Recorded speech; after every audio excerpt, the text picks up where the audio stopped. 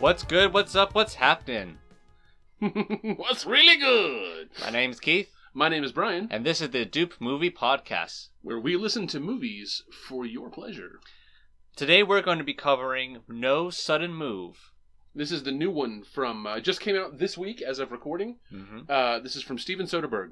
Yep, July 1st. It's on HBO Max currently. Mm-hmm.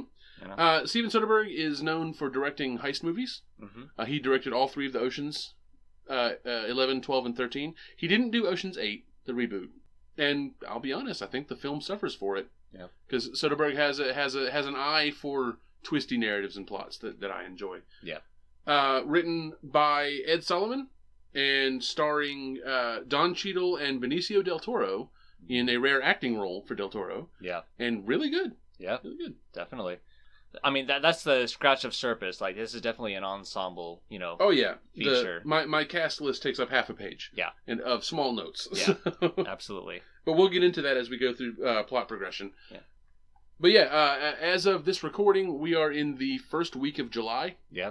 Of 2021. And not going to get any more details on that because, got to keep the magic alive. That's right. Right? But this movie just came out, was it Monday? Yeah, it was the first, so it was 4 days ago. Okay. That magic just took a hit, but sure. Yeah. That's it. Any one of our audience that can do basic math skills. Basic math is going to figure out whenever this was recorded, but it's okay. The other ones have not really been given away. This is the most recent movie that we have covered. Like in the past, we have covered movies that have been released in the past. Mm-hmm. We've covered movies from 50 years ago. Yeah, 50 years ago to 2019, pretty much. Like, we have some movies from 2019. Yeah. But that's about the newest that has gotten. And then, we were covering, this one, okay, we're recording this podcast. We are so on point for this one that this movie is still in theaters in some places. Mm-hmm. Yeah. So, I mean, yay. Yeah, you can still check it out. We here at the Doop Movie Podcast, always topical. For a given value of always. That's it. Any other behind the scene notes you want to get into before I get into the plot? Or is all that stuff going to rear its head? Well, it'll rear its head during the plot in some things, but I do want to, straight up, before we get into the plot, and I kind of feel like we normally don't give a spoiler warning, because we're reviewing movies from a few years ago at the minimum. Right. But this one is so new that I'm going to start off this one a little differly than we normally do. Just give our general opinion of it. Yeah, it's a heist movie, sort of. Really well directed. The score is fantastic. Yes. The score done by David Holmes, who also did the Ocean series and then a bunch of TV series like Killing Eve and The Fall. Yeah. Stuff like that. Yeah, it slams. Yeah, this score slaps, the face. Yes. In the good way. Yeah, it's not like it's a really funky, groovy score. It's just that it really fits the tone and what's going on screen really well. Yeah. The cinematography is really interesting and good. Yeah. Might be more interesting, might not. We'll get into that after the tag. Overall, before we get into any details, I'm going to give this movie a straight up solid 8.5 out of 10 and recommend that you go see it. And then come back to this podcast after and finish listening to it. Absolutely. I give it an 8 as well. And I recommend you go see the movie if you haven't already seen it. As of recording, it is in certain theaters and streaming on HBO Max. So, check it out if you can. And then come back soon and see us and we'll talk about it. Do yourself a favor if you can. Try to watch it on a big screen. If you can catch it in a theater, great. If you can't, maybe on a projector. Or at least watch it on a big screen TV in a dark room.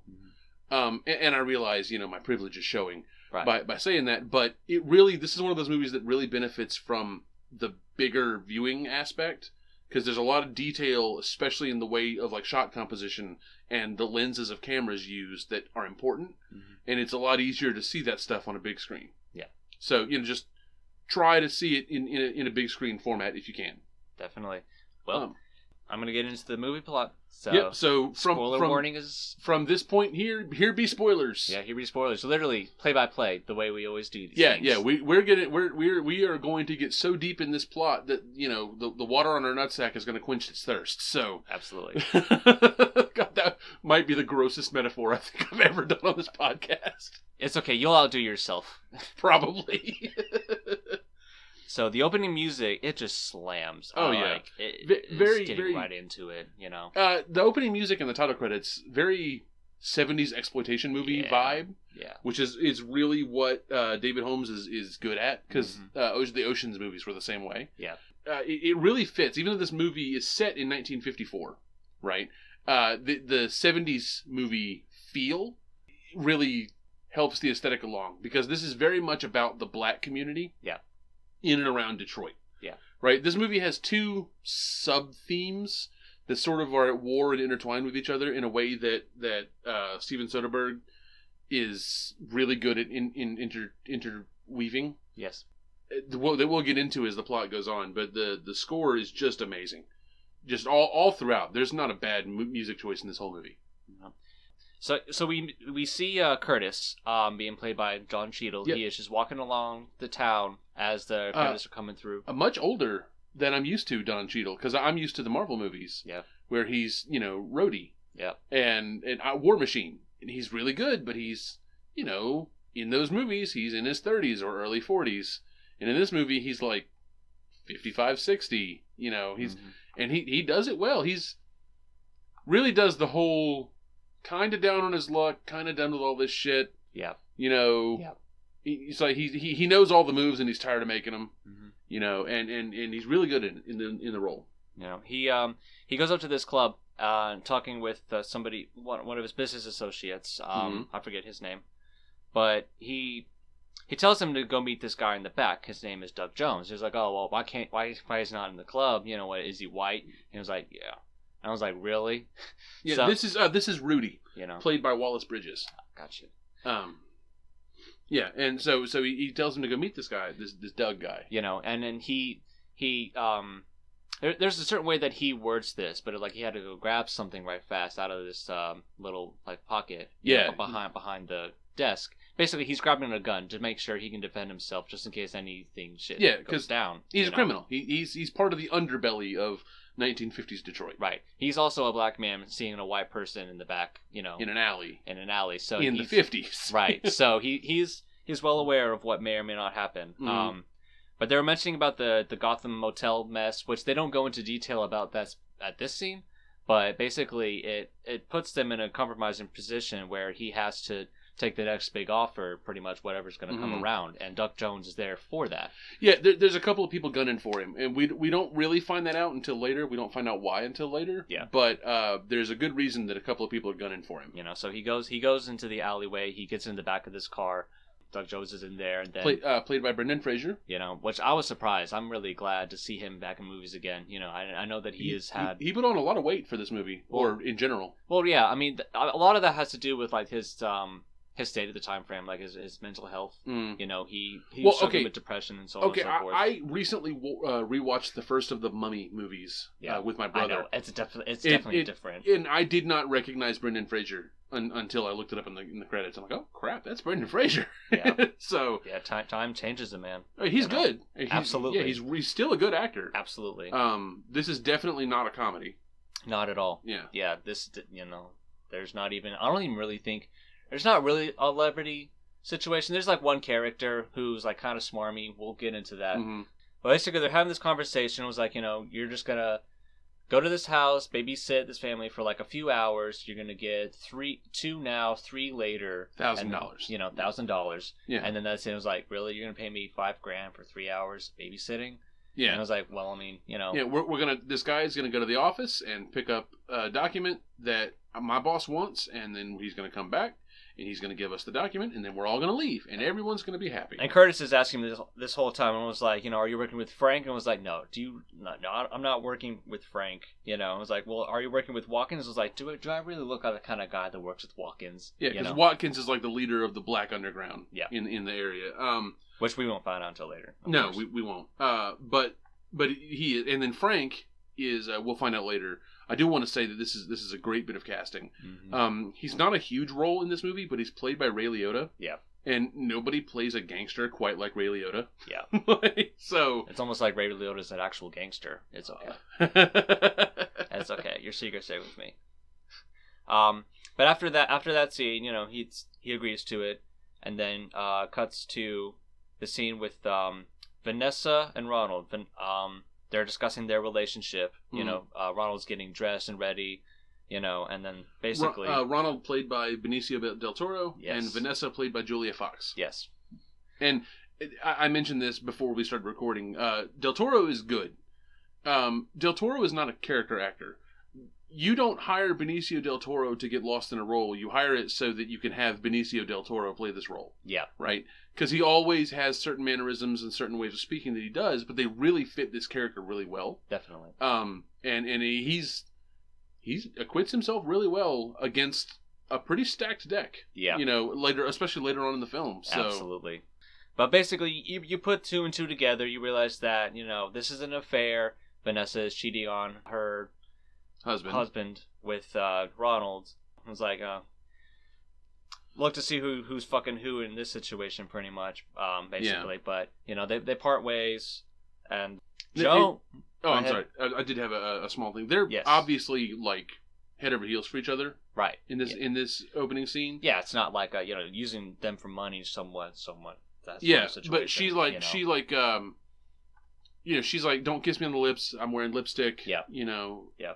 But they're holding each other and saying I love you. And she's like, I have to go pretend to like tennis with this fucker. Mm-hmm. You know, I can't hit a tennis ball to save my life. I can't wait until I can stop going to see this guy. Yeah. Like she obviously wants to leave her marriage and, you know, be with Ronald. Yeah. And it's really well played, and that I only brought it up because it comes into play later for a very specific reason. Yes. So I'm sorry. Go ahead. After that, Jones meets Ronald. Mm-hmm. You know, just after that, and then you know, propose him with the same sort of deal. I think the money is a little bit different. Yeah, they're paying Ronald $7. They're paying him $5 up front and $2 more after on the back end. Yeah, because apparently, like, well, Ronald might be more experienced, but it's, you know, could be the race card. He's also white. Yeah. And white people are just worth more in 1954. Yeah. Which is a big theme of this movie. Yeah. After that, let's see, Curtis and... I'm sorry. Not necessarily deservedly worth more. Right. Just because he's white. Just to be clear. Yeah. Ronald and Curtis meet up, and then there's this third gentleman with them, Charlie, played by Kieran Culkin. You know, which is great. He like if you've seen Succession, you know exactly how is he's he any relation to Macaulay Culkin? I wasn't able to look it up. Yes, they're brothers. They're brothers. Mm-hmm. Interesting. Yes. Cool. Yeah. Charlie's the third man. He's, you know, he appears like he knows more of the situation than these two hitmen. Yeah, he's the leader, and Curtis and Ronald are the muscle. Pretty much. You know. Like he's the one who's going to have to go with this person to this office to, like, make sure everything is all handled while these two people stay, you know, at this house and babysit, basically. And like, he's trying to explain the situation. He was like, you know, it's basically Illinois expanding out to Detroit, so on and so Crime forth. Families. You know, basically. Talking about the mafia. Right. And then Ronald has this great line. I was like, you know, it's I think it was Ronald who says this. It's one of them who says this. I want to say it was Ronald. Ronald was like, you know, you can tell somebody's really lying whenever they over-explain themselves like this, and then he just, like, didn't really have a response to that. And at this point, he's sitting in the back of the car next to Curtis. Mm-hmm. Yeah, and he had his whole issue with that too. Yeah, they originally Doug offered him the front seat. Mm-hmm. He's like, I prefer to sit in the back. Yeah. And because he doesn't want somebody to come up behind him and put a gun to his head or whatever. He's a very cautious man. Right. And this really goes to show how cautious he is. And how not racist he is. Yeah. Because, and this is kind of a thing in this film, someone who's not racist is a bit of an anomaly. Yeah. Because in the 50s, 1954, especially around Detroit, racism was just a thing. Yeah. It was just how people were. It wasn't shame. Yeah. Right? But he's like, I'd rather ride in the back. And the first thing he does is he says to Kurt, would you mind riding up front so I can sit in the back? And Kurt's like, yeah, I mind. But, you know, feel free. And he slides over... Yeah. And pats the seat. Yeah. Like, and you could tell this is Kurt feeling him out to see if he's trustworthy, to see if he's racist, to see if he's an asshole. Yeah. And Ronald gets in the back seat right next to him without hesitation. Yeah. And sits there for the whole trip to this guy's house, which is a good little character beat that I really enjoyed. Absolutely. Let's see. Charlie and Ronald talk about Curtis. He was probably busy doing something else, but they were talking about the Gotham Hotel mess that he was involved with. There was Watkins had this little code book, and it goes missing at some point, and he is rumored to be in possession of it. Yeah, like Watkins had a code book that had like all of his names and dates and like all the debt and so on and so forth. Yeah, who owes who what, who is in what family. Right. If the cops got a hold of this, everyone goes down. Everyone goes down. Exactly. So Curtis has this notebook, and that's the only reason he's still alive. Yeah. Like he kept his mouth shut, and we find out later he just got out of prison. Mm-hmm. And so he kept his mouth shut in prison. But he made it known that he had the notebook, and people were, don't mess with me or he gets out. Yeah. Absolutely. So this is why Watkins is gunning for him. Mm-hmm. Cut to the family. Matt and Mary, there are 2 kids. Matt, played by David Harbour. Yes. From Stranger Things. And he plays an accountant in this. Definitely not the action hero. Like, the only time he gets into a fight, he's sobbing and apologizing to the dude as he hits him. It's great. It's weird too, though. Like he plays as like this very like subdued, sort of character. Whenever like the actual person, David himself, he is more on the wall, out there. Oh, definitely, yeah. Could not be a more different role than Stranger Things, the sheriff in Stranger Things. But he acquits himself really well. Absolutely. He's got more range than I expected out of him. But having only seen him in Stranger Things, don't think that I'm coming down on him. Right. Right. I just hadn't seen him in anything else. Right. And he surprised me with his range, which, in a good way. I'm trying to think about that now. I'm gonna see Black Widow at some point in the near future. Oh yeah, because he plays the Red Russian dude. Mm-hmm. Yeah, but I haven't seen that yet. Yeah, obviously. I don't. Nobody has. Oh yeah, it hadn't come out yet. Wow. But I do want to make mention, one of the kids, the son, is played by Noah Jupe. Mm-hmm. I recognize him from a couple of other different things, and he really sold it to me. Yeah, he's really good in this. He was also the kid in that racing movie, Ford v Ferrari. Mm-hmm. He was the son of Christian Bale's character. Yeah, Ken Miles. And that was obviously a couple years ago, and kids grow fast. And so he's like a young teenager in this movie. Mm-hmm. But he's, in every scene he's in, he's keeps up with the adult actors around him. Yes. And that's high praise for a child actor. Absolutely. Noah Jupe is going places. Yeah. Watch this kid. Yeah, definitely. But basically, they're all just, gathered out together. It was a regular Monday morning. Pretty much. The mother, Mary, she was mentioning like Amy's on the way. Go ahead. Yeah, Mary, played by Amy Seimetz. Yeah, I don't recognize her from anything. I don't recognize her from anything either, but she's got a cute little face. Yeah. And not that's she's a good actress. Yes. She does the part really well. Absolutely. There's a little bit with her and Dawn later, their neighbor, mm-hmm. That I want to get into when we get there. Yeah. Well, yeah, I'll leave it at that until we get to that point. Yeah, that sounds good. But Mary was mentioning like Amy's on the way. They're gonna like with the bird feeder, the daughter. They're obviously the neighbor's friend. Right. Yeah, Peggy, played by Lucy Holt, mm-hmm. who is not in as many scenes as her brother, but is still pretty good in the things that she does. And her friend Amy, played by Claudia Russell, mm-hmm. is there's like a school project for a bird feeder, and now at this point the 3 guys, Curtis, Ronald, and Charlie, are all in their house pointing guns at them. Yeah, it's like, so what's going to happen on a regular Monday morning was like, I'm going to cook breakfast. It's like, all right, go on ahead. Yeah. And they keep on going about their way. You find out Forbert is the boss that they're trying to get to. Ronald recognizes that name.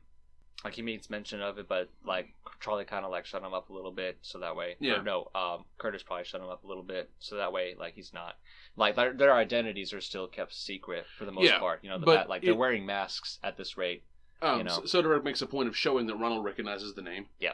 And Soderbergh doesn't do anything by accident. Yeah. Little stuff foreshadows a lot of important things. Yes. A lot of the way Edgar Wright does, almost. Yeah. And I have After this movie, I have a lot more respect for Soderbergh as a filmmaker. Yeah. Because of certain things that were done that I'll get into later, but also because just this movie was fantastic. Yeah. So. Yeah, like at one point, like the whole family does figure it out eventually. You know, everybody makes their way around, and then they split up the family. You know, the daughter goes to the playroom. The son also goes to the playroom.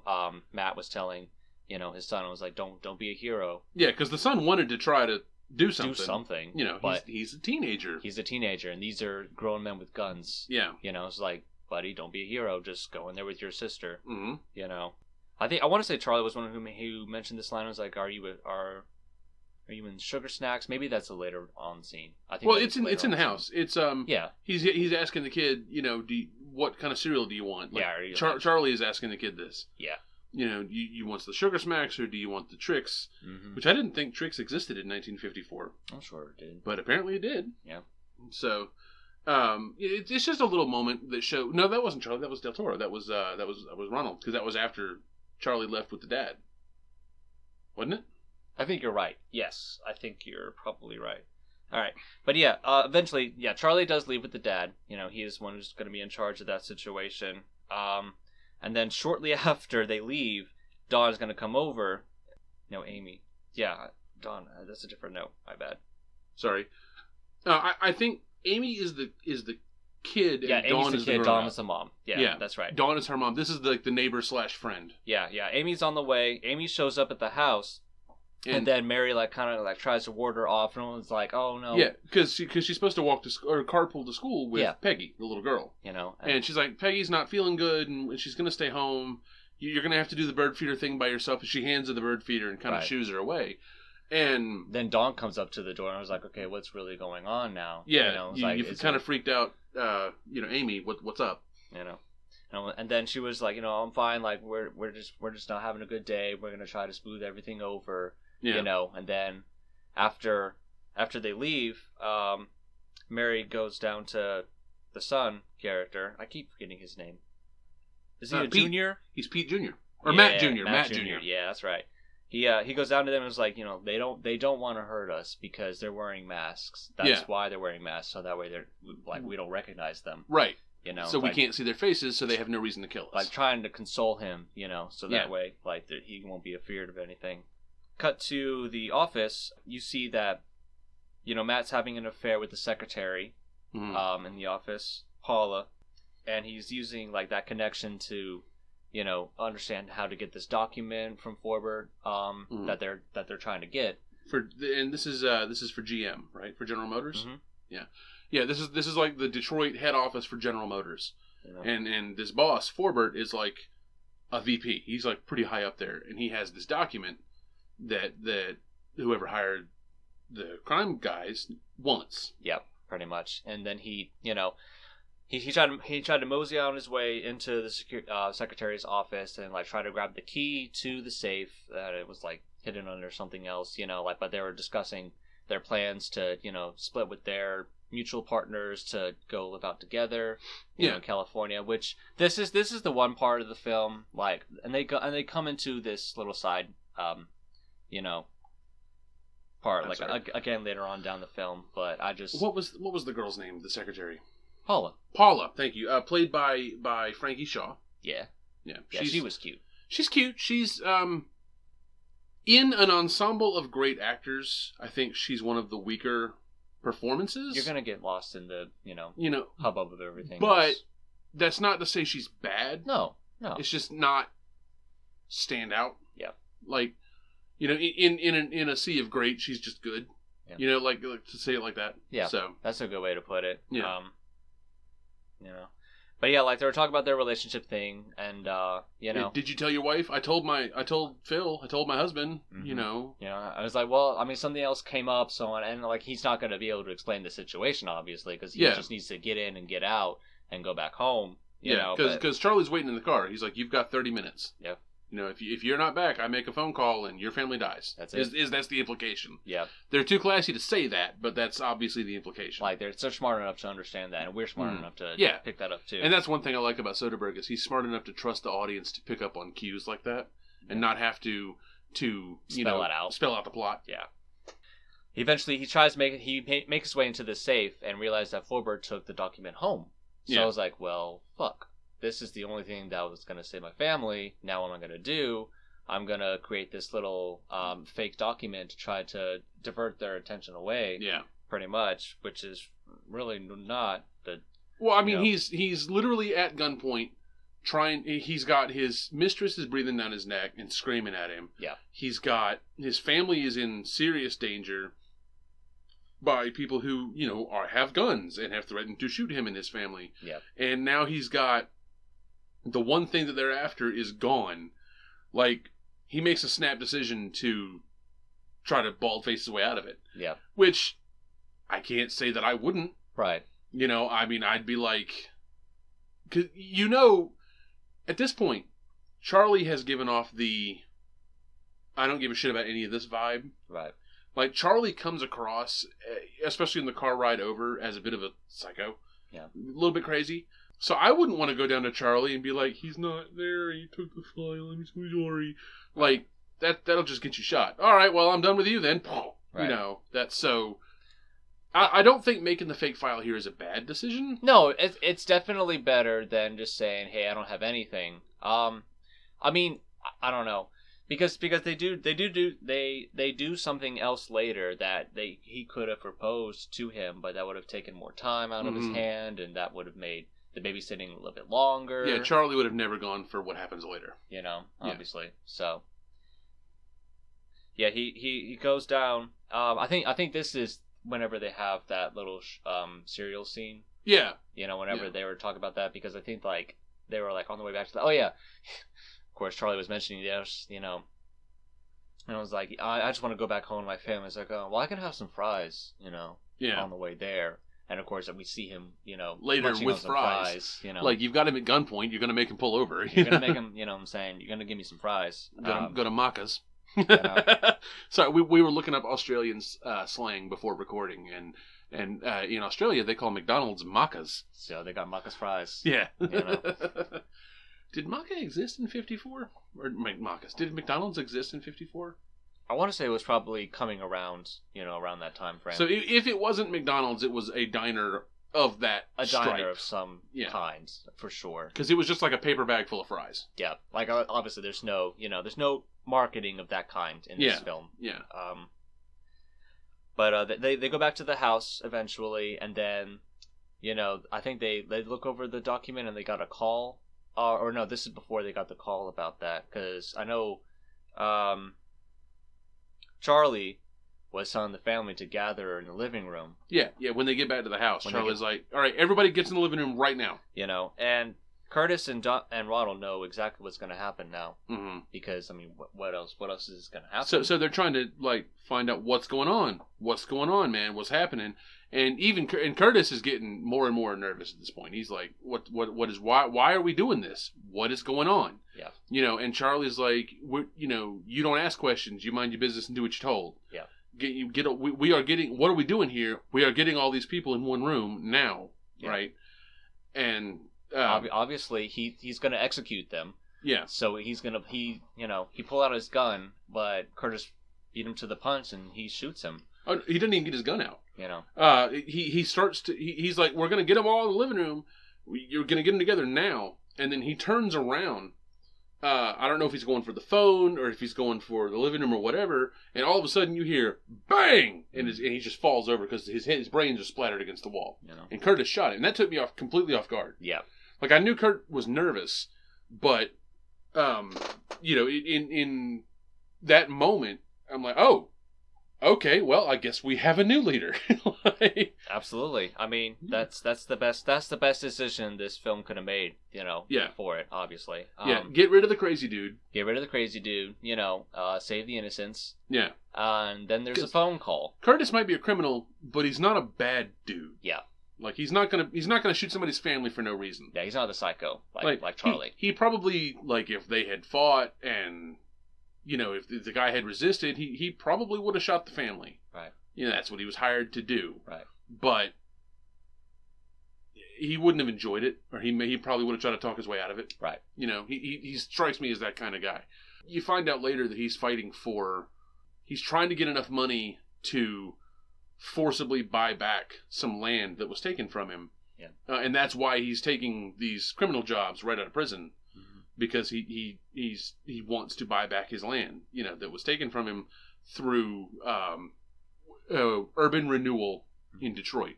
Yeah. And this was a thing that happened in the 50s, and it was the black community joking and angrily called it Negro removal instead of urban renewal, because that's what it was. It was tearing down black communities and then implementing what's called redlining. Yeah. Redlining is like a systemic racism thing. Redlining is where, okay, so we're going to build all these new houses. And the American dream is to own a home so you can get a loan and buy this house. And, oh, wait, we're not going to give black people loans. Yeah. Like, black people can't get loans to live outside of certain neighborhoods. Right. Racism might be, or active discrimination might be illegal, but, we're just going to not help. Right. Where we could. Right. It's a systemic form of racism, and it still happens to this day. Yeah. In a lot of places. Yeah. It's a horrible injustice, and it's the redlining in the 50s is a major reason, and I'm getting political here, and I'll try to wind down about it. I'm genuinely a very political person, and I can go off for hours about this. Well, let's not go off for hours about this, but no, if you got another point. Well, one more quick point is a lot of the systemic racism we see today, the trope or the generalization that the black community lives in the ghetto and they go to the bad schools and stuff like that. A lot of that is the natural outgrowth of the redlining from the 50s. Yeah. They were forced into these ghettos through, racist policies and kept there. And so, of course, they developed their own culture there, right? Because that's where they were forced to go. Yeah, that's where they existed. And then generations later, even though a lot of the redlining policies aren't there anymore, it still is affecting the way they live, the way people live, the way people are, their starting point at the race of life. Yeah. And it's really bad. Yeah. So Curtis shot Charlie. Yeah. Bang. And then he is coming up with a cover story for Matt to, just in case, like, you're going to have to make a call and then just, if somebody else is going to call the cops, you're going to have to provide this story, so on and so forth. Yeah, he's like, he broke in, you wrested his gun away, and you shot him. And then he puts Matt's hand around his gun and uses his finger to pull the trigger twice more into the dead body. Right. And then after that, Curtis, has a talk with Jimmy. Somebody else. Is a bellhop. Yeah. Is a bellhop at the Gotham Hotel. Mm-hmm. And he played by Craig Mums Grant. And I don't know if this is supposed to be pronounced differently, but his middle name is little m, little u, capital M, little s.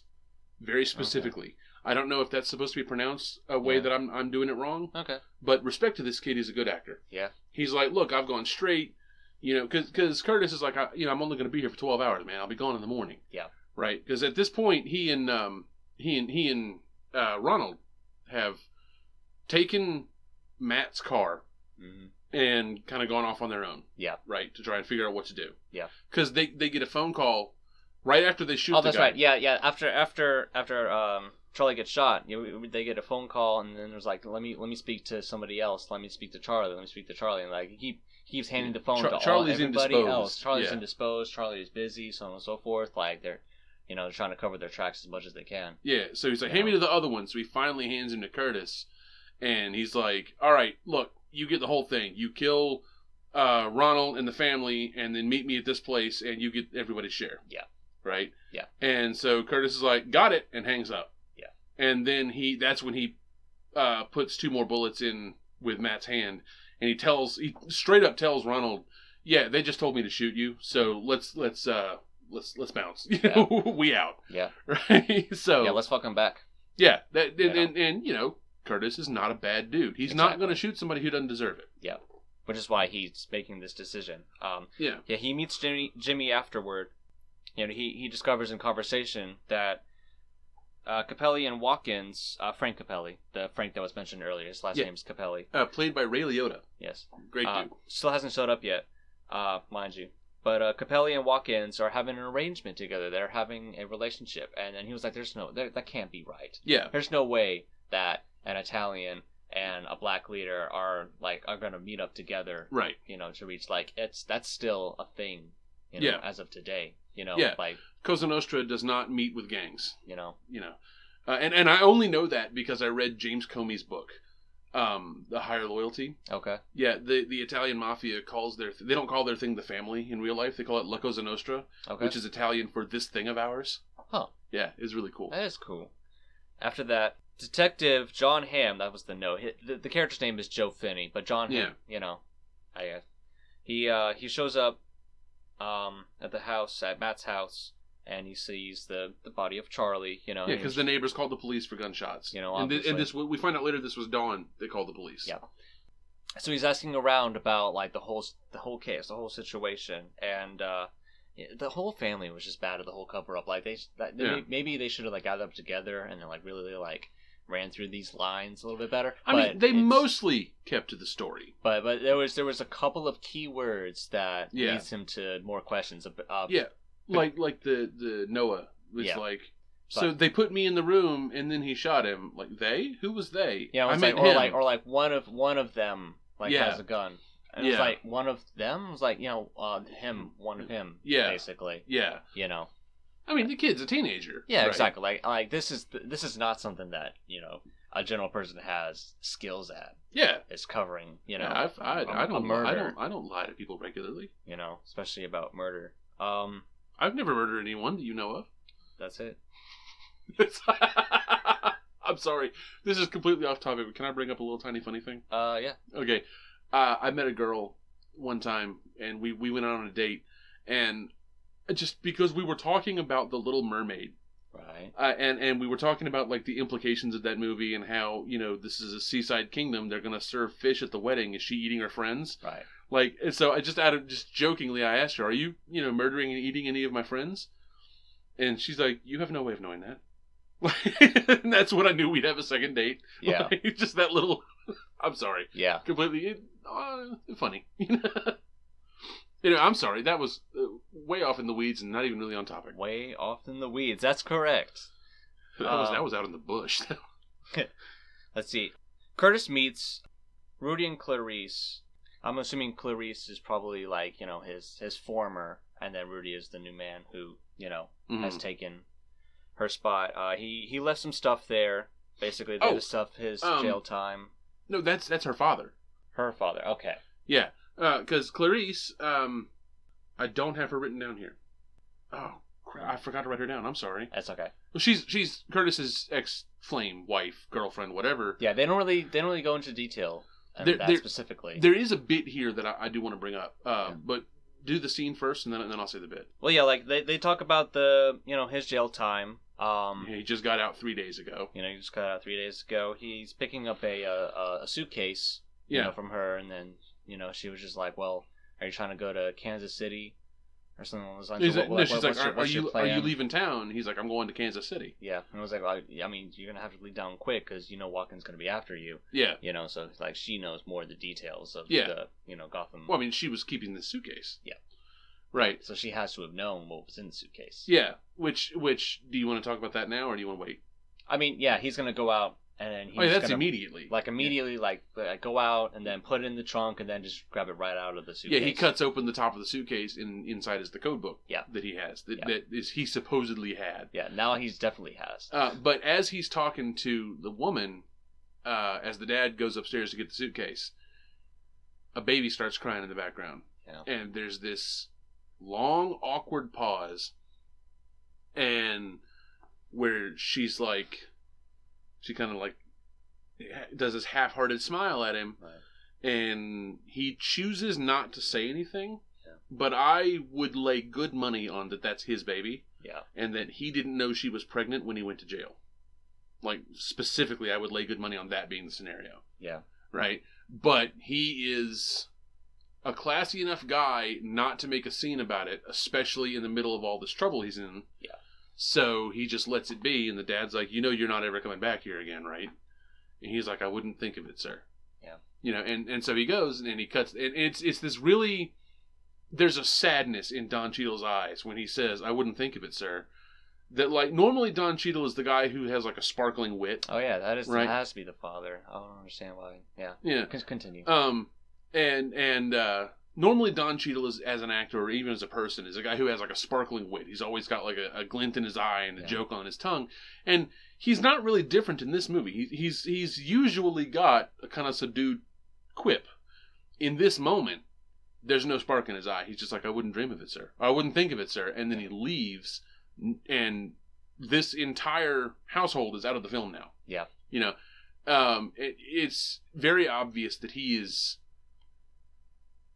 gonna hurt about that later. Yeah. But he doesn't have time to hurt about it right now. Yeah. Right?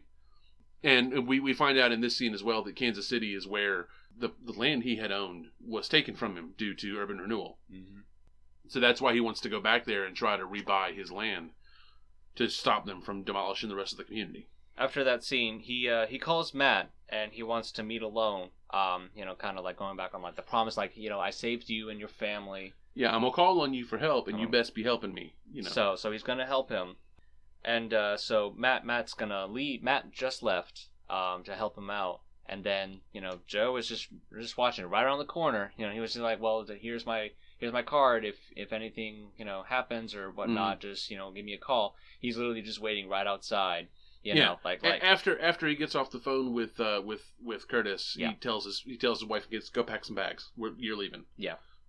And they argue with him, and he's like, "Stop arguing with me and go pack a damn bag." Like he's scared, angry. Yeah, scared, angry. Scared more so, underlined, italicized. But yeah, Joe's waiting around the corner, just watching. The plan is to drive up and meet, the boss, Forbert. Yeah, and to try to get the document. I thought that Joe was going to follow Matt here. I thought so too. But it turns out he didn't. He just followed him to the house where Dawn lives. Yeah. Where he drops off the family. Yeah. And then he just waits. Yes. And this was a good move on his part because if any of their stories are going to break, it's going to be one of the kids. Yeah. Right? So he's waiting to try to talk to them. Yeah. Which this opportunity will present itself because before they drive up to get the document, the next scene is the family. Yeah. And Mary is already in the kitchen helping out. Like, thank you for letting us crash here for a bit, Absolutely. And the son is like, well, I'm leaving. Yep. Like he's an angry teenager. Yep. And he storms out of the house and immediately gets stopped and not questioned, but just like talked to by the detective. And he's like, look, you could answer some questions. Have a nice little aside, like, you're not going to be in trouble. The only time your dad's not in trouble, you're not in trouble. The only time people have been in trouble is if they lied to me, pretty much. And so, like he was letting him know that he was holding in on like the one of them line that he was saying whenever he was corroborating his story. And then it was like a few words were out of place. A few words were out of place, so I just want you to help me put the pieces back together, pretty much. And this is another. And I'm going to be bringing up the book again because I kept getting reminded of it. But James Comey was the head of the FBI under Barack Obama, and then for like the first couple of years under Trump. Okay. Right, and he wrote a book called A Higher Loyalty about his time in the FBI when he was first working for Rudy Giuliani. In the organized crime division, and then later as the head of the FBI, as the director. Mm-hmm. But in the organized, when he talking about his stories in the organized crime division, he says the same thing. He's like, people don't seem to understand that most of the time, if you're being questioned by someone who's on to organized crime, they don't want you. Yeah. They want your contacts. They want to go up higher in the system than you. Yeah. You aren't really going to be in that much trouble until you start lying to us. Right. And then we have to charge you with a crime. Yeah. Right. And so this really kind of, that moment in the book stuck out at me for this too. Because the guy says basically the same thing. Mm-hmm. People are usually generally only in trouble when they lie to me. Right. Yeah. And that struck me as that's whoever wrote, well, I know who wrote this. This was written by Ed Solomon, who also wrote Bill and Ted movies and the Mario Brothers movie and Men in Black, right? Like guy can write. I say Mario Brothers movie. I mean, different things, different genres for sure. Yeah, those are all comedies, and this is a drama, and they're both very well written. Those are the three that were like the biggest names that I found on his IMDb page that I noticed. Okay. There are probably some things that you will have recognized that I didn't. Yeah. Like I'm sure you're thinking of one. I can see it in your eyes. Well, the fact that you said that, they're all written very well, and you added Mario Brothers to that list. Okay. To be fair. No, let's keep going. Let's. I'm not. I like the Mario Brothers movie. That's fine. If you took Mario out of it, if you took the name Mario out of it and the name Koopa out of it, it would be a generally good 90s sci-fi B-movie, right? I mean, it's campy and stupid, but it's fun.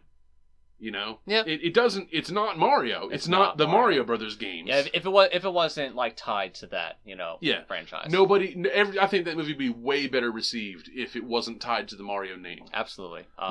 But in this talk, Finney makes mention that he knows Doug Jones, the guy who hired both Curtis and Ronald. So that's the connection that he is trying to get, close to. Like that name has been, swimming around. Obviously, this kid doesn't know, and then, it's ended the conversation pretty much. He's obviously going to find out the details. Matt meets Paula at motel. Basically, this is the scene that I didn't want in this movie. This one I was mentioning earlier. Yeah. I understand the notion that everybody is doing something and it affects somebody else. And this play that Matt's doing to get close to this document is influencing this secretary's life, this Paula girl, and they might actually have a connection between the two of them. Of course, that could be a thing, but he was very hesitant in making the next step. If any of the myriad of subplots in this movie could be excised without a serious disadvantage to the film itself, it would be this one. Yeah, because this is where the pace is just kind of drolling a little bit for me personally. Because you don't really care about the secretary. You don't. This is Matt's mistress. Yeah. Right, and Matt is a player in this movie, but he's not the big fish. And he's not the main character, and his mistress is not. She doesn't really have anything to do with the plot. Yeah, it's just the secretary who's near the key to the safe for the document that he didn't even get in the first place. So it's all that stuff that's not even, it's all washed over. They definitely could have cut that, but I understand. But I don't know. Mm-hmm. That's just my personal criticism. What was the secretary's name again? Paula. Yeah, Frankie Shaw. Yeah. Yeah, okay. Yeah. Let's see. After that, they have their scene. Curtis and Ron, they plan to blackmail 50 G's off of Frank. Yeah. Later on, they try to bring that up to 90. But they meet up. Well, there's a reason they bring it up. That's because the bounties on their heads went up. Yeah. One of them was 40, the other one was 45 or something. Yeah. One's 50.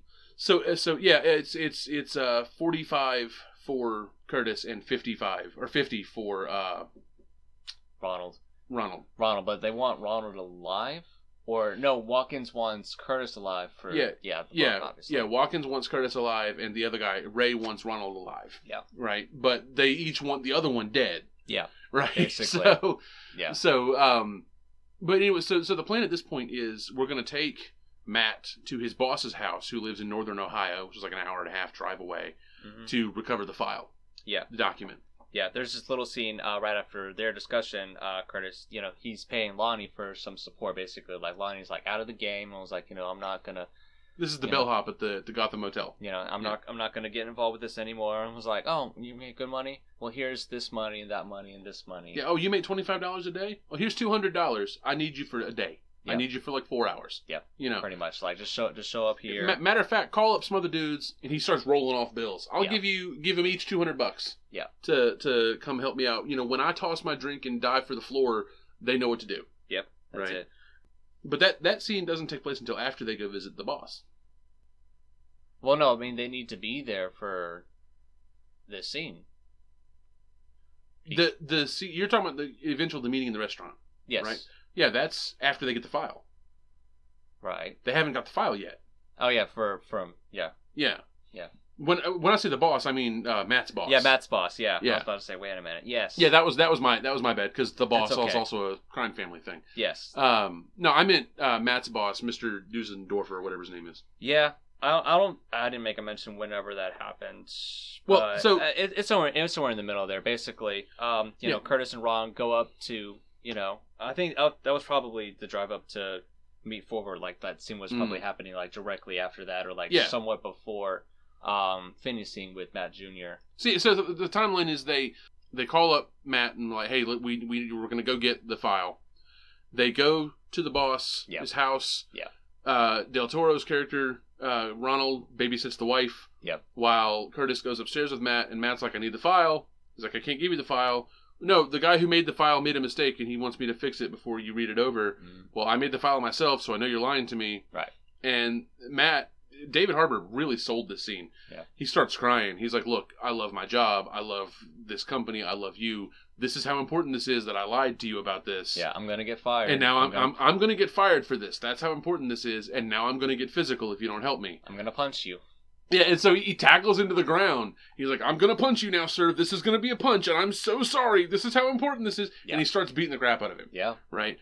And he beats the guy bloody. Yeah. Like, he lays into him, screaming, I'm sorry, and crying the whole time. It in a lesser actor, it would be stupid and campy. Right. But in this, it's just a really emotional, it's a beat. Yeah. You know? Yeah. This is something he doesn't want to do, but he doesn't have a choice. Yeah. You know... Yeah, it's like the reserve character, you know, something that, you know, I haven't really seen from Harbour beforehand. Yeah, you know? Yeah. So he gets the file, and they leave, and then the other stuff that I mentioned earlier happened. Yeah, then the other stuff happens. Yeah, then the other stuff happened. You know, Curtis, you know, blackmail, support, and then Ron meets with Frank, and trying to, you know, piece apart this sort of separate situation. Now, I wasn't, I didn't think that he was trying to betray Kurt, but the way that he words it was like kind of like appeasing to like Frank's insights. This is the first time you actually see Frank in, like, you know, in the face. Yeah. You know, and this is Ray Liotta. This is when we find out it's Ray Liotta. You know, Ray Liotta. He goes to his house, and you know, Vanessa from early, like in the beginning of this movie, Julia Fox's character. You know, she's there. You know, the wife. Find out she's Frank's wife. Yeah. And Ronald has been stupping Frank's wife. Yep. And oh shit. Yeah. He takes half the file with him. He has half the document with him because he's not stupid enough to take the whole thing, right, and just get shot for it. Right. He's just showing him that it's like, you know, we have this sort of thing. Let's try to meet with the Moulion, you know. Yeah. Trying to appease to, you know, Frank. Yeah, so he tells Frank that he's going to double cross Kurt. Yep. And Frank's going to get the file, and he's like, "Look, I want a permanent position in Reno." That's it. Right? He's like, "I want to go back to work for the family, you know, and I just want to be done with the solo shit. I want to work for you in Reno and just work my way out of it." Yep. And Ray, I call him Ray. Frank, seems amenable, right? But and it's during this same sequence where, or right before this, where we find out that the bounties on their heads have gone up to $90,000 total for the two of them. Yep. And so that's when they tell Frank, well, you're going to need, you know, $90,000 for the file and so forth and so on. So now we're caught up. Yeah. Frank makes mention in this conversation that he knows that, you know, I'm Vanessa, nodding like the audience can see me. Right. He knows that Vanessa and Ronald you know, they're interminx. They're fucking. Yeah. And then Ronald's just like trying to play it off. It's like, no, I have no idea what you're talking about. I know you're screwing my wife. You know, he's like, I have no idea what you're talking about. I don't know what you're talking about. I would never. I mean, I wouldn't say that, but you know, I certainly would. But yes, definitely. But after that, you know, seeing that, you know, that ends, Ronald leaves, and then you're skipping the best line. Oh, which one? Oh yeah, because he says that he knows that you guys are fucking. I was like, well, you're welcome. That's the clap, you know. Yeah, he's like a gift from me to you. A normal people would be mad, but I should kill you. But really, I want to give you a trophy. You can have the shrew. by the way, you're welcome for the clap. Yeah. A gift from me to you, passed on through the medium of my whore wife. Yeah. Pretty much. He leaves, and then he basically he goes up and he beats up his wife. He abuses Vanessa. He physically. Yeah. When Ronald first got there, he very purposefully got Vanessa's name wrong. Yeah. To try and keep her safe. Yeah, but that's not going to happen. But then when he admitted to it, he didn't warn her. Yeah. And she's at the top of the stairs, and he didn't even look at her when he leaves. Yeah. He knows he just put her in the shit can, and he leaves her. And she's not happy about that. No. I wouldn't be either if the man that I was in love with left me to get beaten for him. Right. That's not a good thing. Right. I couldn't even just stick around the corner or something and then just bust in there and then shoot the guy or something. But yeah, or take me with you when you leave. Yeah, right. Because the guy said I should give you a trophy. You can have her. He said that. Yeah. Right. So at that point, if Ronald was as good a man as Curtis is, right, he would have taken. Curtis would have taken Vanessa. Yeah, he would have taken Vanessa. Yeah, Curtis would have taken. But no, he left her to get beaten because Ronald is.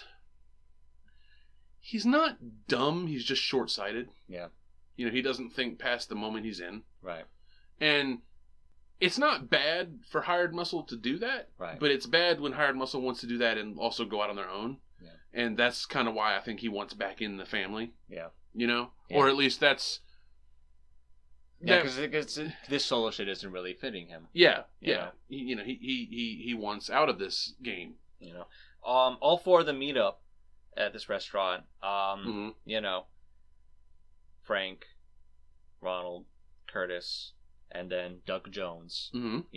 The handler pretty much of the whole situation to kind of discuss the details of everything. They come into an argument, a disagreement between them all. Well, Frank comes in and with his guy, guns drawn. Yeah. Immediately points guns at Curtis. Right. And Ronald. Yeah. And is like, did you really think I was going to side with you in this, Ronald? You dumb shit. Right. Because right before the scene when Frank is talking to, or no, when they call Watkins about it, mm-hmm. They're like, Watkins is like, is he? How deep is he in this? Is Ronald going to betray me? And he's like, this is Ronald. How deep do you think he is? The whole crime world knows how dumb this guy is. Yeah. Or how dumb they think he is. Right. So, Frank walks in with guns drawn and immediately takes the money and the file, mm-hmm. and he's. Doesn't Doug have a gun out too? Like he was covering with a napkin as well. Yeah, because he came in with Frank, mm-hmm. right? So they've got Curtis and Ronald, pretty much dead to rights. Yeah. And this is when they say something. They're like, "You did you really think I would side with you, Ronald? You can't be trusted." Right. Right. You're too stupid. You're too stupid to know what you don't know. Yeah. And that makes you unpredictable, and that means I can't trust you. Yeah. Right. And so at this point, I don't know whether this was meant to happen or whether Kurt just made a snap decision. I'm sure it's probably like the cue. Well, do you think they planned this out, or do you think that Kurt just made a snap decision here? Because this is the point where Kurt throws his drink to the floor and tackles Ronald. I'm sure that was probably a cue, like maybe not specifically, that, like throwing the drink, but he probably is like, I'm gonna have a cue. Just when I toss my drink and hit the floor, they'll know what to do. Like that was the line earlier, right? Yeah. So he tosses his drink on Ronald and then tackles Ronald to the floor, and that's when Kurt's guys, who are the other patrons in the room, open up on Frank and Doug. Yeah. Which Doug dies from this. Yeah, Frank runs. He gets out of the room, mm-hmm. and he gets out of the restaurant, and Kurt chases him with a gun. Yeah. They beat him bloody. And lock him in the trunk. They get some information out of him. They get the file back from him. And the bag full of money, mm-hmm. which actually only had shredded paper in it. Yeah. Because, double cross motherfucker. Absolutely. Like, why are you going to bring the, most valuable part of the situation here, Let's see. Yeah, my notes, like, I just did, like, the major things. Like, well, the play-by-play. like Frank escapes. Frank escapes from there. Yeah, they go to the car. No, they're gonna make a phone call. Yeah, that's right. They're gonna make the phone call to try to get 125. G's. No, they call. They have. I forget how they get it, but they have the like Doug's contact. Yeah. Like his higher up echelon dude. Yeah. So they call him up, and Curtis just completely bald faces it. He's like, "No, I'm in charge now. Yep. You know, I have the file you want. You can. It's the same deal." The guy's like, 125? Sounds good. Yep, that's it. Sounds great. He didn't know. Yeah, that's right. He didn't know that it was going to be 125 beforehand. You know, he just kind of settled with that number, you know. Yeah. And Ronald's in the background was like, yeah. Let me get some of that. You know. So they go back to the car. Like Frank made his way out of it. Frank like kicked his way through the. They put him in the trunk and he kicked his way through the back seat. Yeah, which I mean, good on him for like doing the smart thing in that situation instead of being stuck in the trunk still. Yeah, you know. But as you know, they're like, what are we gonna do now? And Curtis is like, he's headed home. You know, or no, Ronald's like, he's headed home, and Curtis is like, we need to go after him. And Ronald's like, well, trust me, if he's headed home, he's not going anywhere else. Yeah. Right? Because now Ronald thinks about Vanessa. Yeah. But yeah, that's true. I mean, now's the time for that, you know. You know, Frank goes back home and you know, you see Vanessa's face and how, you know, messed up she's beaten and bruised. You like know, it's later in the movie she's wearing like pancake layers of makeup because her face got beat up. Yeah. And she's packing a bag. Yeah, she's packing a bag. And she grabs out a gun. Yeah, Frank walks in and he's like, "What are you doing?" Bang. Bang. Brain on the wall. That's it. Frank is out. Yep. Bye, Ray. It was good. It's good to see you. Good to see you for about like maybe 30 minutes. Yeah, half this movie. Yeah. You know. Yeah. Who has the balls to cast Ray Liotta in a gangster movie and kill him halfway through? Right. That's Steven Soderbergh has the Steven balls. Soderbergh. That's right. That's right. Let's see. After that, he got watermelon nuts. What's that a reference to? Oh God, there's a YouTube show way back in the day called Thug Notes. Where this dude, his name is Sparky Sweets. So okay, that's just one of my go-to phrases now. One of your go-to phrases. Let's see. Kurt and Ron go back up to Forbert to try to squeeze Mr. Lowen, his boss, to try to get some more money. Yeah, because they're laying in bed the night before because the meetup is tomorrow, right? And they're at the hotel now. Yeah, and he's like, I think there's more money to be. Kurt's like, I think there's more money to be had here, and Ronald's like, let's not get greedy. You know, let's just take what we got and get out. And Kurt's like, no, I think we can take what we got, but also we can get this, and this. You know, I think we can do that. I think we can pull this off because we've got what they want. Yeah. Right? Yeah. And so they like kind of smile at each other and then cut to the next scene. Like, yeah. Yeah. Kurt and Ron go up to Forbert, squeeze Mr. Lowen. You know, try to get like Forbert's boss money. My next note describes that scene in particular. I did make a separate little note about how the 125 changes to a bigger number. Yeah. Down the line to $375. $375. Yeah. $375,000 in 1954. That's a shit ton of money. That is millions today. You know, at least. Yeah. I didn't even do the math on that. You know what? I will pause and look that up right now.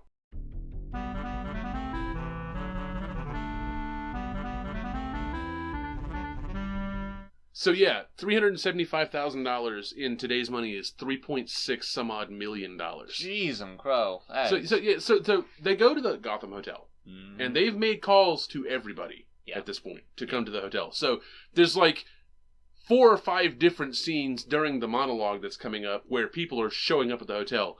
Yeah. One of them is Watkins. One of them is Finney the cop. Mm-hmm. One of them is what's the other guy? Oh, it's the boss from GM. Yeah. Yeah. Like, because they called him to try to sell him the file, right? So their play is to get everyone here together, take all their money and run. Yeah. Right? But they get in here, and this 125 from this Swedish guy, whose last name used to be Lomstein, but he changed it. Because, in the 40s in Germany, if your last name ended in Steen, you probably weren't going to get a lot of contracts. Right. Right. Suddenly it's $375,000 instead of the $125 you told him on the phone. Yeah.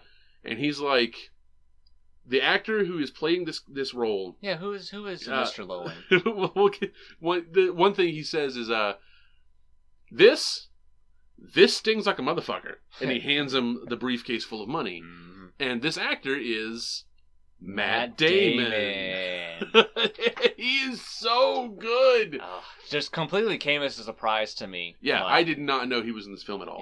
It's so wonderful to keep him until the last little bit. Yeah, Matt Damon has a weird penchant for doing like synchronous roles. Yeah. So like, maybe it's just me. We did another podcast on Ford v Ferrari. And Matt Damon worked for the Ford Motor Company, well, Shelby, for that movie. And now here he is, an executive at the Ford Motor Company. Yeah. But like the same thing happened like when I watched The Martian the first time. And then I went and watched Interstellar, where Matt Damon is trapped on a desert planet. Okay.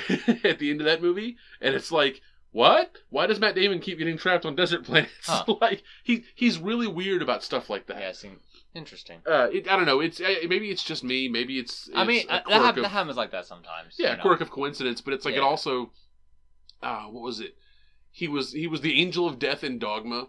Yes. And then he was Loki, the angel of death in Dogma. And then he plays like in Ragnarok.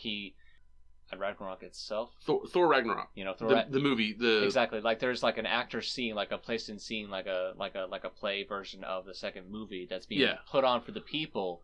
And he is playing Loki. Exactly. It's so perfect. It's amazing. With Liam Hemsworth, Chris Hemsworth's brother. Yes. As playing Thor in this play acting. Yeah. Anyway, we're not talking about the Marvel movies today. It's just Matt Damon is really weird and he shows up twice a lot. Yeah. He does. Oh man! And then in the just one more quick thing about that, in the Jay and Silent Bob reboot movie, Matt Damon, who was in the Jay and Silent Bob, the first movie as Matt Damon, he shows up and he's like, "Hey, I might look like Matt Damon, but actually I'm Loki, and apparently God didn't kill me at the end of Dogma, and I woke up in the Adrian Sea and I got rescued by some fishermen, and you could say I was born again into a new identity." Referencing the Bourne Identity movies. Oh, yeah. Huh. So, in my head, all of Matt Damon's movies are connected together in one universe. That'd be an interesting mind game to play with yourself. Oh, yeah. If you have a career like that. I genuinely think Matt Damon is the new Kevin Bacon. I can like see 6 that. Degrees of Matt Damon. Yeah. Okay.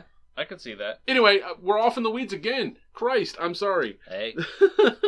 Aldrich, basically they get everything together. Lowen recognizes Ronald. Ronald really recognizes Lowen, but he didn't want to like put it on. Yeah. That he knows who he was. Like he tried to like get a job at GM like years and years ago. Well, yeah, no, they approached him to headhunt him away from Ford. Yeah. Or away from GM. Because Ronald comes out in this scene used to work as an executive at GM. Yeah. That's why he recognized that dude's name, right? But the whole thing, Matt Damon's character in this he's a real son of a bitch. Yeah. Like, he obviously doesn't have a problem with Curtis. Right. But he is benefiting from the redlining and the other big thing we'll talk about later. Yeah. He's benefiting from racist policies. And he says something along the lines of, like, I didn't create this river, I'm just paddling down it. Yeah. Right? I didn't make the rules, I'm just following them. Yeah. Right? This is how we get ahead in this world. And they're like, but you're giving us, all this money. He goes, it's just money. Right. I go to sleep and this will have grown overnight. It's like a fungus. Yeah. Which really, really shows the divide. Curtis scrounging for pennies, and $200 is just like 10 times a dude's salary to come help be muscle for him. Right. And this guy hands away, the better part of $500,000 like it's nothing. Yeah. In 1954. Yeah. So this dude hands away the equivalent of millions of dollars like it's nothing. How much money does this guy have? I know. how much money is it worth to bury this file? Yeah. Right? Obviously, this amount of money right here. Yeah. So. I mean, whatever this file contains, they go into details about what the file is, and it's the catalytic converter. The catalytic converter. See, this whole movie, and they've hinted at this a couple times, but this is where it's really made clear. Yeah. This whole movie has been about, first of all, it's about the response to redlining and like how that pushed the black community into the arms of the criminal community. Right. But it's also about what's called the smog conspiracy, which I'm turning the page of my notebook here. In the 50s, and especially in the early 60s, the Big Four, GM, Ford, Chrysler, and American Motors, were conspiring to pay off environmental scientists to bury reports that cars were causing smog, were causing air pollution. Yeah. Right? And the catalytic converter was created in like 1951 or 1949. It was like right at the end of the war. Right, right at the end of the Japanese phase of the war. So I don't remember what year that was, but it was created then to cut down on smog and stuff. 45. Yeah, it was 45. That was the year we dropped the bombs, right? Yeah, and then it was still the same year. So yeah, or close to it. Like this technology has been around at 54 for a bit, right? And these four companies basically conspired together to suppress this technology, this catalytic converter, which reduces smog and lead output from gasoline, and just to make sure that they could keep their profits super high. Yeah. Right? They didn't care that they were poisoning the planet and killing people. They cared that they could maximize their short-term profits. Yeah. Gee, I wonder, does that sound familiar? Yeah. Today. Excuse me, I'm so sorry. But this was a huge thing, and like it was 66 or 64. Okay. When there was an antitrust suit filed against the Big Four companies, and this is when it all came to light. But this is 1954. Yeah, there's a whole decade that happens before anything comes to so this is so Matt Damon's character Loam works for Ford, and he buys the file. To bury the secret. Yeah. And then this is when is this when Watkins comes in? Yes. Like Watkins does come in. After. Matt takes the file and leaves. Leaves. Yeah. Matt leaves. Loam takes the file and he leaves. He exits the building. Yeah. Right. And so now they're splitting the money half and half. Right. And Curtis is like, okay, so let's bring the rest in and get the rest of our money. And let's get more money, and then. Ronald was just like, no, I'm good. No, dude, we've each got this is enough. Half of this $300 some odd $1,000. I'm done. This is good for me. Yeah, and this is where Curtis kind of, I don't know if he planned this or if he got greedy. Okay. Because something that happens later makes me think he might have planned what happens here. Okay. But they bring in Watkins. Yeah. And Watkins is the guy who wants Curtis dead. Right. And Watkins hands him the code book. Or Curtis hands him the code book straight out of his jacket pocket. Just immediately hands him the code book. And this is after Del Toro has left the room and gone up to his hotel room, up in the hotel that he has. Mm-hmm. And he hands Watkins the code book. And he's like, meeting up with Vanessa. Yeah. And he's like, there's your money on the table. We good? Yeah. And Watkins is like, yeah, no. And he puts a gun on Curtis and starts leading him out. And Curtis is like, there's $300 some odd $1,000 back there. You just going to leave that on the table? Oh, no, he hadn't gone to the hotel yet because Ronald is watching this. Like, what the fuck? Yeah, that's right. He's open-mouthed staring at Watkins betraying Curtis and leaving the money there. Yeah, Watkins says, that money is too expensive for me. Yeah, there's too many strings on it. I'm not doing that. I'm not going to touch it. Yeah, I'm not putting myself in that position. Because he knows what they're going to want to do. Yeah. Yeah, so he puts Curtis in the trunk of his car, and they drive away. And this is the last we see of Curtis until near the very end of the movie, where because now this is Del Toro's story. This is Ronald's story, because now he goes up to his hotel room because he has both bags. Yep. He's got all this money. He's got all the money. So he goes up to the hotel room, still in kind of shock, and there is Vanessa, Julia Fox, is waiting for him, did it work, baby? Did it work? And he opens up one of the bags of money. Oh, it worked. Oh, great. Oh, great. Oh, great. There's more? And he's like, oh, wait. And he pulls up the second bag and she goes, there's more? Yeah. And he dumps the second bag out and there's just like pile of money on the bed. And she's like, oh my God, baby, we can go anywhere. We could take an airplane. We could take 10 airplanes. Oh my God. So he's like, okay, so go down and get the car and I'll meet you out at the back entrance and we'll just go. We'll be out of here. Yeah, she was mentioning between the two of them, we got like a 406 because she got 31 from Frank from the house. Like, empty up the whole house. Yeah. You know, and then he comes through with 375. So now they have $406,000. You know? Right. And she's like, okay. And she goes to grab one of the suitcases. And he's like, no, I'll take that one, which is the one with the money in it. Right. Right. And she's like, okay, sure, whatever. Yeah. And she goes down and she gets the car and she's waiting for him. And he makes his way out of the building as the cops are going in the other door. Mm-hmm. Right. As Finney and his gang are going in. Yeah. And at this point, he gets in the car and they leave. And they're driving, and he sees this black car behind him as they're driving along, or she's driving. And there is something else that happens before this, though, because they're gonna have the little scene. Curtis, Watkins, and then Finney. They all meet up together. I don't remember. Can you go through that? Yeah. Cause basically, you know, Watkins is stressing out like two, you know, separate situations. You know, either Finney. Watkins is talking to the cop at this point. Exactly. This is in the alley behind the hotel where they're about to put Curtis in the trunk. Okay, now I know where we are. I'm sorry for interrupting. Yeah, you're good.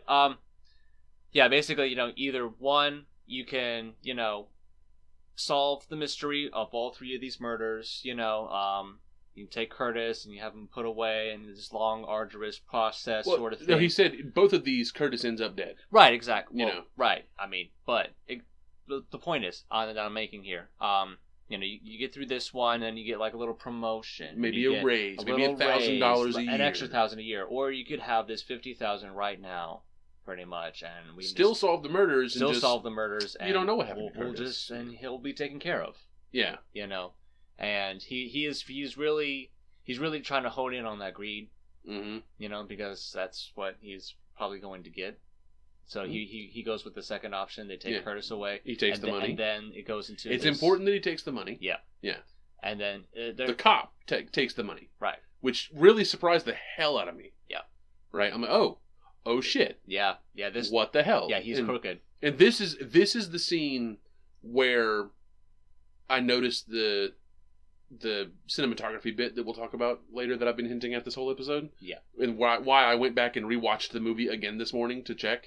So, you know, the following scene is that one you were mentioning, you know, Ronald and Julia driving, and Ronald, you know, sitting in the passenger side. They go off on this off road. Yeah, and the car doesn't follow them. And the car doesn't follow them. So I was like, okay, this is great. And then they park in this like offshoot area. And he's looking around and he's all scared. And she's like, Ronald, we're alone out here. Nobody followed us. Right. We're free. Yeah.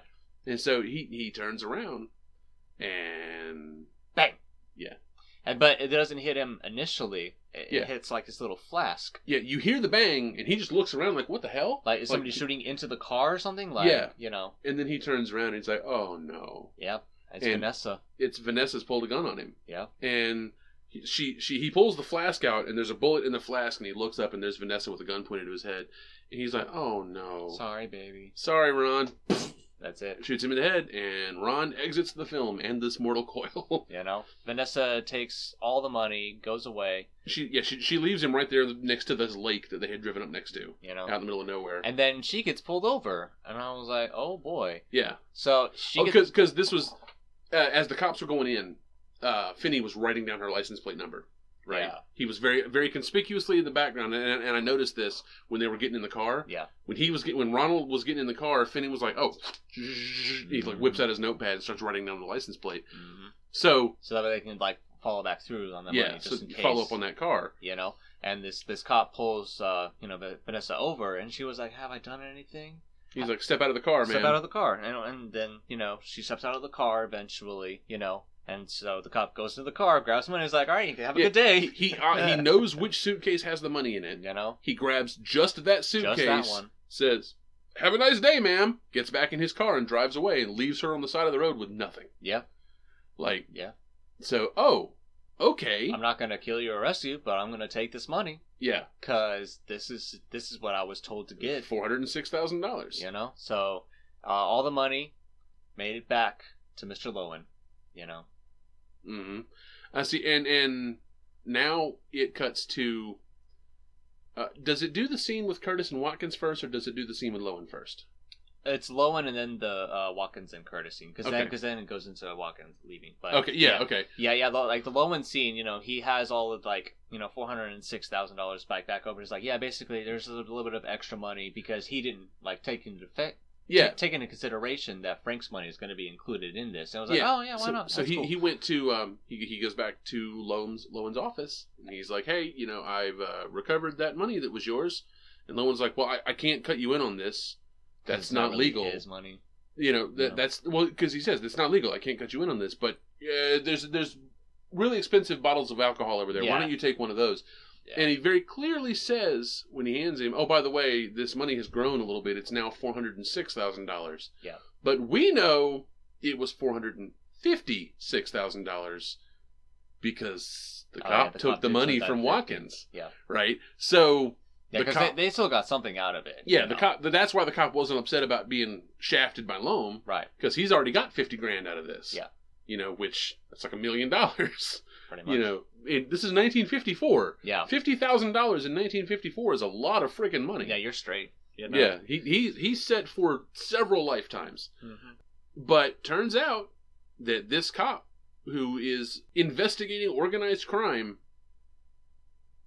And I'm not entirely certain of this. Okay. I think that the cop was the one that hired the Doug to, like, who started this whole thing to get the file out of GM and give it to Ford. Maybe. I would not be surprised if that was the case. I don't know if there were any clues along those lines. Because it's obvious that he and Loam know each other, like in that scene. Yeah. Well, yeah, I know. Yeah, he knows Lone, and he knows Doug because he made mention of Doug whenever he's talking to Matt Jr. Yeah. You know, but whether or not... Yeah, because he's like... Because he names names. He's like, something Watkins and Doug Jones. Those names ring a bell to you. You know? Right? So he knows who all the players are. Yeah. So I think, and this is... I don't know if this is made clear in the film. I would need to watch it again. Again, we're recording this like 4 days after the movie came out. Right. But I think the cop was in on it, and I think Lone was the guy in charge of it. He hired the cop to hire the criminals to get the file out of GM because and one of the things was that the boss at GM was going to make a move on it, right, on the file. He compiled it himself. I think he was going to make a move to the government to rat out the conspiracy. Okay. That was the move he was going to make, and that's why the Ford guy had to steal it from him. And that's what set off this whole thing in motion. Because at the end of the movie, and I'm skipping ahead a bit, there's one more scene before the end of the movie, but this really ties in right now. Mm-hmm. At the end of the movie, it says, in 1964 or 6, I forget which. 69. 69, the antitrust fund. Yeah, there was an antitrust suit filed against the Big Four in what is known as the Smog Conspiracy, you know, for suppressing this technology. Mm-hmm. So, I think that this movie is about 1954, this mid-level executive at GM is going to go public or to the government with, we've been suppressing this technology for years now, and there was this huge criminal, like, tangle web of stuff happening that this cop was in charge of. Or maybe he was the go-to man for Loam. Right? Yeah, like, I mean, he's the detective. He might be, like, the lead one in the area, so they all have a relationship with one another. Mm-hmm. You know, interesting though. I mean, it's a theory. I wouldn't think that. Yeah, like he hired Doug for this, or look, I don't know. That's interesting. Yeah, because we never really find out who was the middleman between Loam and Doug, because there was one. Because Loam is surprised to get the phone call from the phone booth with Curtis and Ronald. And he's like, no, we're in charge now. The same deal you had with the other guy. Yeah. And Curtis and Ronald don't know who the other guy is. Yeah. And I posit that the other guy was the cop, was Finney. I can't prove it, but it makes sense to me. You know what I'm saying? Okay. I don't know. That's my Lucas of warm takes. Yeah. Huh. And, in a movie like this, which is a crime drama, right? The plot is twisty and full of turns and so forth and so on. Right. Getting you talking about it afterwards, figure out who did what, is the goal of the movie. Yeah. And so the movie has already succeeded in what it wanted, in what Steven Soderbergh wanted to do. Absolutely. It's great. Yeah. So we move on to the final scene, pretty much. They got Curtis out by this little lake, or not really a lake. It's like by the ocean or something. By the harbor. By a harbor. Yeah, but they're in Detroit, so it's probably, I think it's Lake Michigan. It might be a lake, or is it Lake Erie? It's one of the greats. One of the Great Lakes. I forget which lake is up near Detroit. Basically, they go over everything, all the details, and he's good to go. He's free to go to Kansas City. Well, the thing is, he gets him out of the trunk. He's still got the gun on him. Watkins still has the gun on Curtis, and he's like, "What do you want out of this?" Right? And Curtis, who has never been a bad person, is like, "I just want $5,000." Yeah. Yeah. And Watkins is kind of taken aback. He goes, "So you only want what you're owed? You don't want anything else?" Mm-hmm. "No, just what I'm owed. I'm going to take my $5,000 and go to Kansas City." Mm-hmm. "Okay, then." And so he hands him $5,000, and Curtis walks away. Yeah. And I think that Curtis and Watkins had that planned out.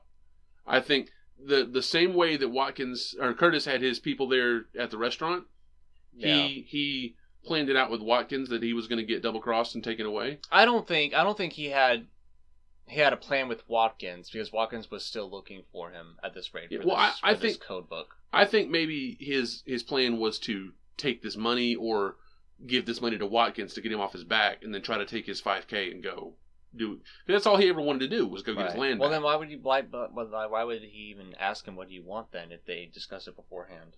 Yeah, that is a fair point. That is a completely fair point. Yeah, I concede this point to you on this one. It's okay. That other one is little interesting though. Though the cop being the go-to man for Loam. Yeah. Well, I mean, that one's obvious because they had a conversation afterward. But like the fact that he is more directly involved with the crime ring of everything else. Like he knows all this information basically. Because I wasn't, until I came up with that theory, I wasn't sure how the cop knew to go to the hotel. Oh well, hang on.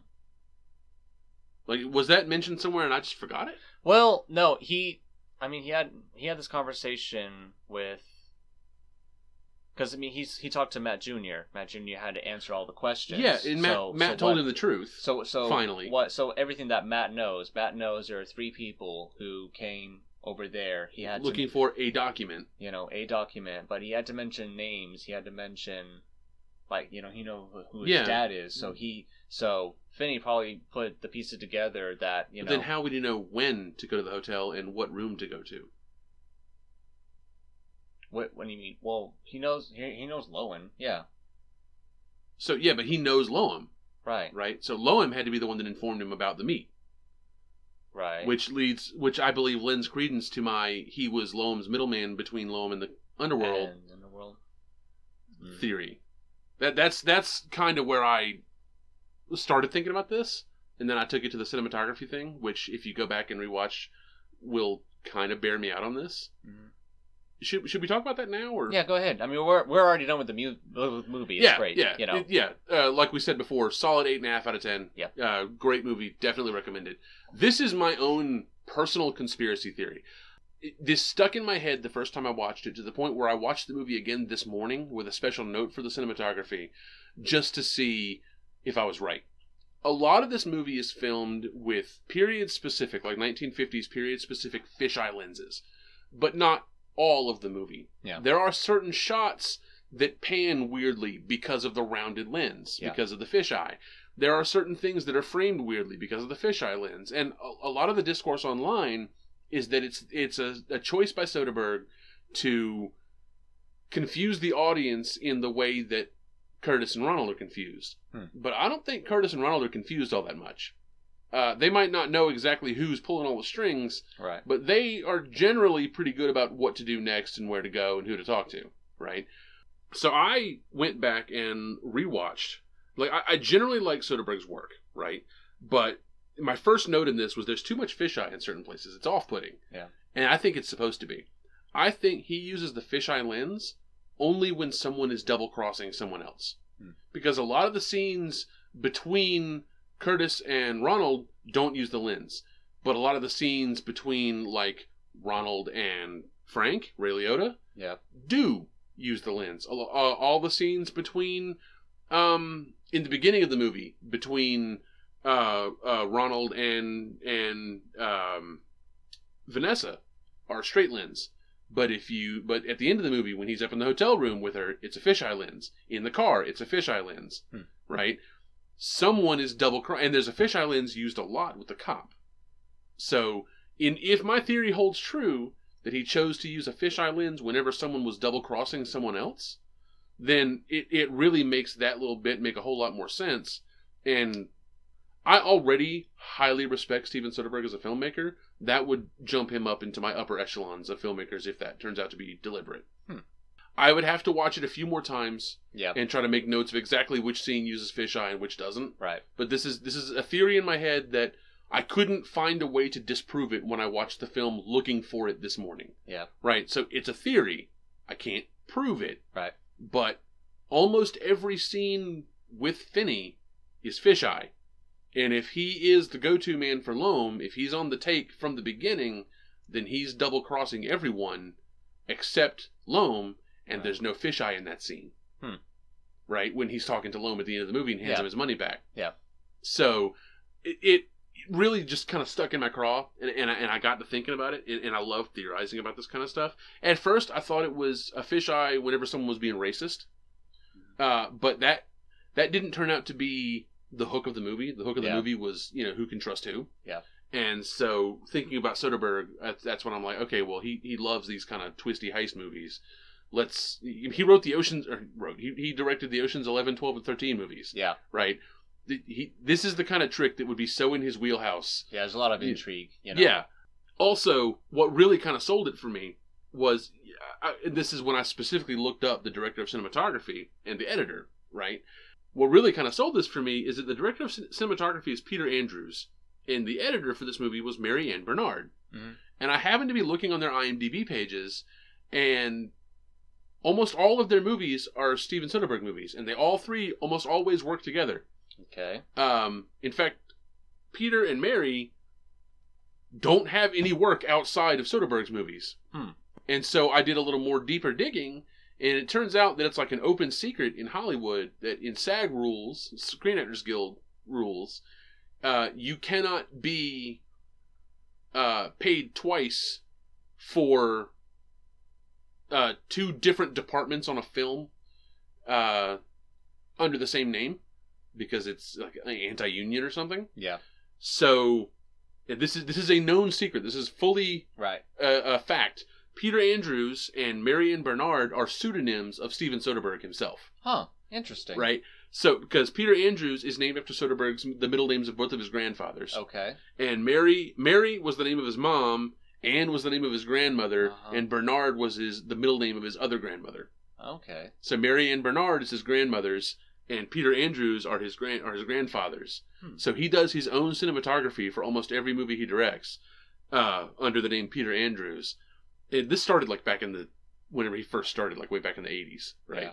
And he does his own editing under the name Mary Ann Bernard. Interesting. So if you're going to pull off a thing like the fisheye lens only when someone is being double-crossed, which is, like I said, something Soderbergh would definitely do, if you're your own director of photography and you're your own editor, that's a lot easier to pull off than having to do it with three people. Yeah. Right? That's for sure. Definitely. It's definitely your own vision that you control. Oh, yeah, definitely. And if it's true, and I guess interviews later will bear this out. Yeah. Other people will research this and stuff. Yeah. But I said it first, dang it. Recorded on July 5th, 2021. This movie came out on July 1st. I want it known. Brian Shoop of the Doop Movie Podcast said it first. If this turns out to be true, this is going to be like, I'm going to be so vindicated. There you go. Like, I can't prove it, but I think it's cool. Yeah. Definitely. It definitely adds another layer to, replay value. Yeah, especially it adds a layer to a movie already full of layers. Absolutely. Like, this tends to happen with us a lot, but this podcast kind of is a microcosm of this movie. We went off on a lot of tangents and talked about a lot of stuff that didn't seem to matter, but in the end, it all sort of tied together in the same way this movie does. Goes off on a lot of tangents that don't seem to matter, but in the end, they sort of tie together. Well, yeah, but there are some conversations. There are some times where, things were mentioned and... Well, we're not as skilled as Steven Soderbergh. Let's just throw that out there. Not quite. Well, no, but yeah... right. No, I get that. We go off on our little tangents, we get in the weeds, but... Oh, yeah, now, I'm not... We get back to it. I'm not saying that I was getting into the weeds on purpose. Right. I'm not trying to claim that level of control. Okay, I just want to make sure that you're aware of the comparison that you were making. Yeah, no, I realized that sounded way grandstandy, and I didn't mean it to. This is more of a coincidence. Yeah. Because this happened also with... later on, came out to have to do with the thing, and then especially in the Uncut Gems episode. We were talking about how, watching this movie was like trying to chisel opals out of a wall. Yeah. Anyway, it's just a thing that we tend to do that's like kind of how our dynamic works. Yeah. I don't know. Thanks, guys. Thank you for listening to this episode of the Doop Movie Podcast. Yep, this has been Brian. This has been Keith. And we will see you guys next week. Take it easy. Bye, everybody.